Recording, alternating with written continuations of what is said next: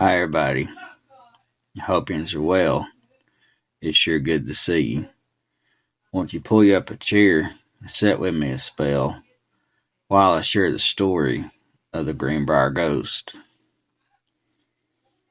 The Greenbrier Ghost is an old story of tragic and mystery from 1897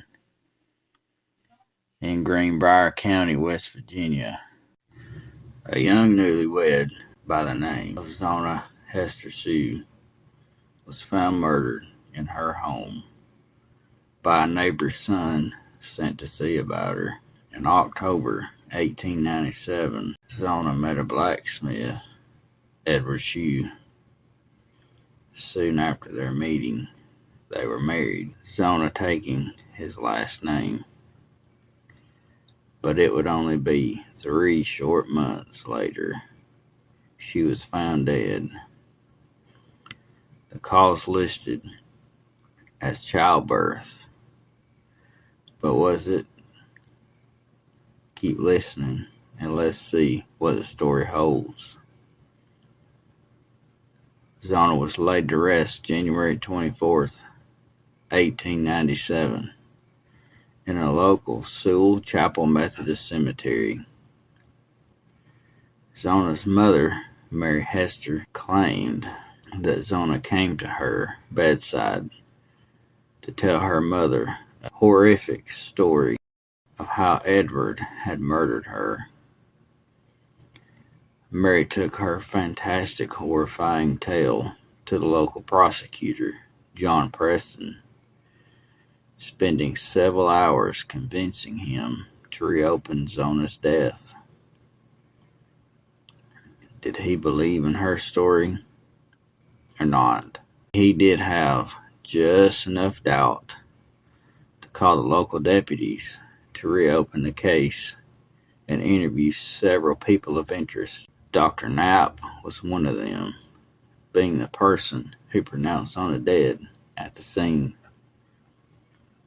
Prosecutor Preston was most likely responding to the public outcry, as many locals had begun suggesting Zona's death was at the hand of man, not childbirth.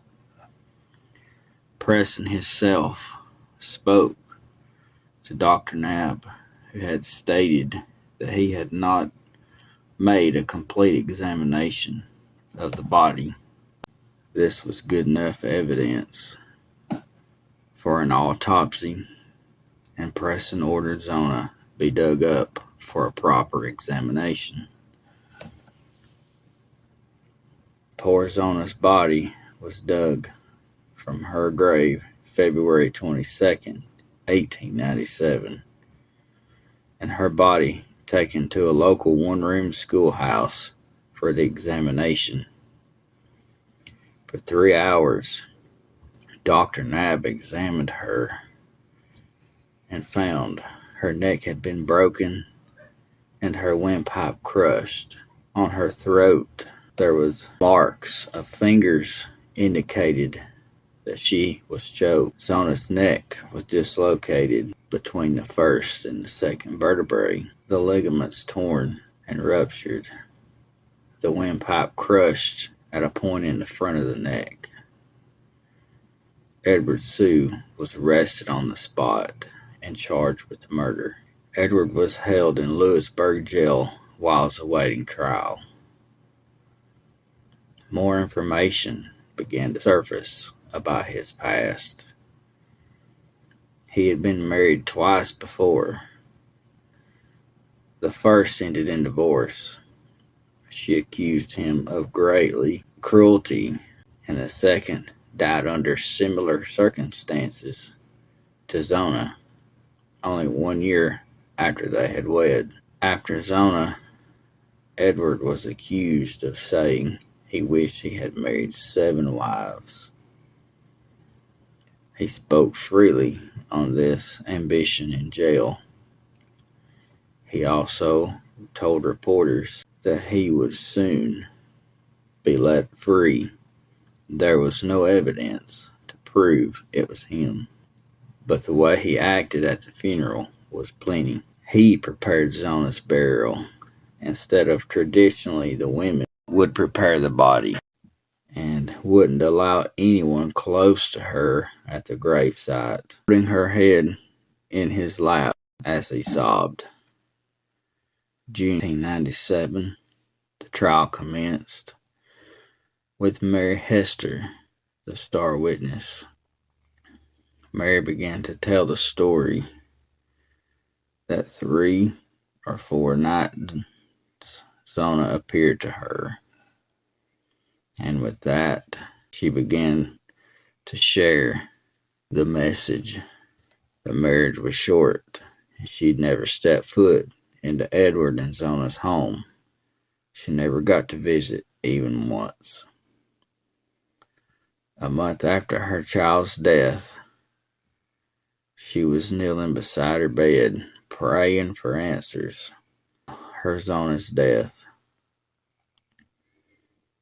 She all of a sudden felt a strange feeling come over her, as if someone walked into the room. She turned toward the doorway, where she saw an aura taking shape of a young woman. Could it be? It was Zona. Zona reached towards Mary, opened her mouth to speak, and in that moment, she was gone. The next day, Mary still in prayer, Zona appeared once more. This time, Zona told her mother of the home she had lived in, sharing small, unique details only someone who lived would and could know. She told of the cellar, the closets, and the attic. Zona and Edward would only know the details she told.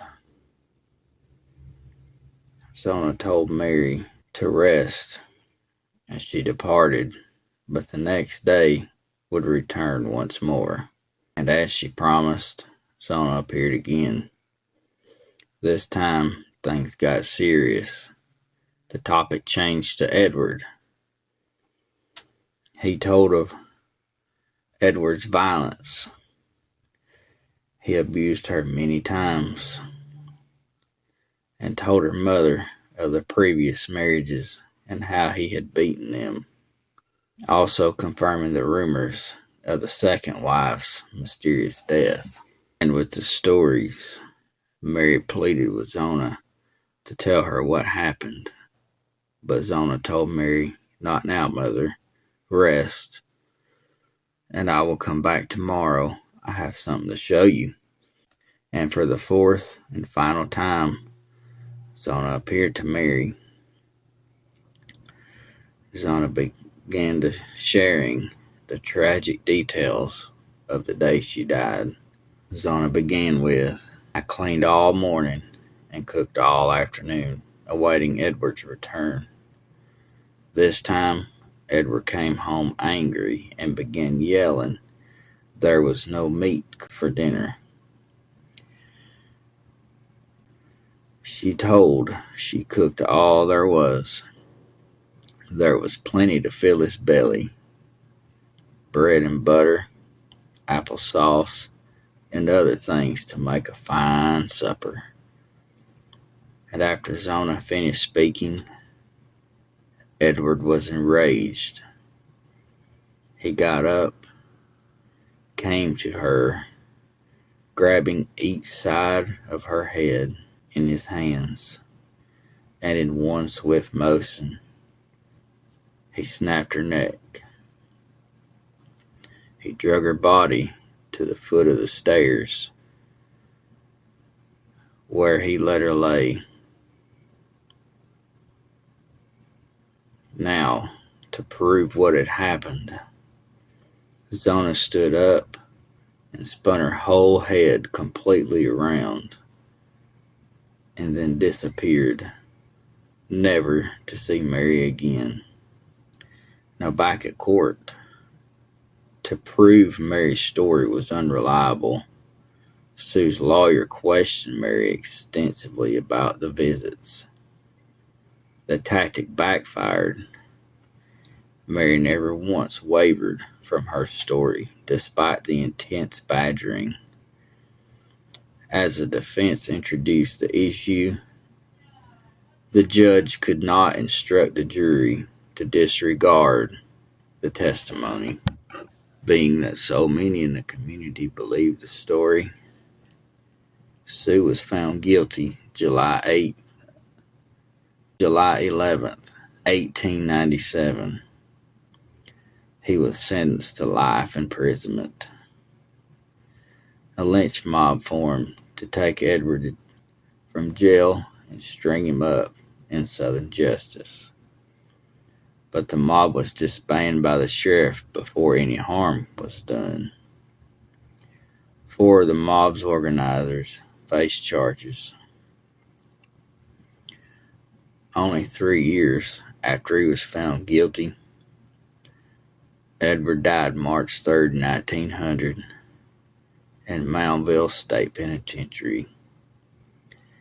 He succumbed to an unknown epidemic. His body was placed in an unmarked grave in a local cemetery. And to this day, Zona's case became the only known case where the testimony of a spirit helped convince their murder. Now, folks, this is probably the strangest story I've ever heard in my life. But it's so interesting and also so awesome that Zona was able to appear to her mother and tell her the tragic story of what happened, and Mary taking it to the prosecutor and him believing just enough to have her body exhumed, and the jury and the judge for listening to the tale and believing it. Some may have thought Mary was crazy, but just this one time they believed her and justice was served. Folks, I hope you went on to enjoy this little story. We sure do appreciate you sitting out here and listening with us. We love you to pieces, and we'll see you next time.